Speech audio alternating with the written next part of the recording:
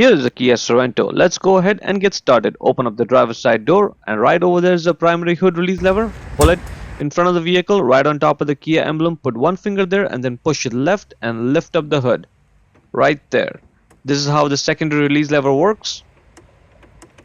Lift up the hood and this hood stays in place, being supported by the two hood struts right over there. Let's start with the passenger side. That's the bulb right over there. The way to access it is from behind it. That's the bulb holder. Just grab it and twist it left to loosen it.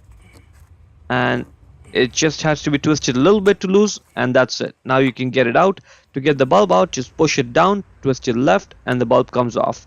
The bulb size is 2357A. A is for the amber color. Check the link in description to buy the new bulb from Amazon for yourself, and then put it back into the bulb holder.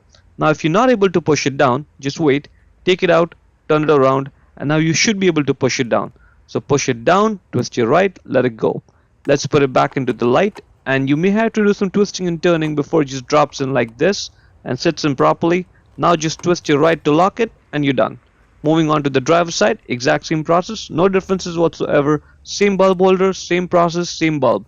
Twist it left and it comes right out. Same 2357A bulb. And let's just put it back in, and I'll show you a common mistake what happens, because when you put it back in the light, you have to make sure that you tighten it properly. If you do not tighten it, then the bulb will not work. It's sitting in flush.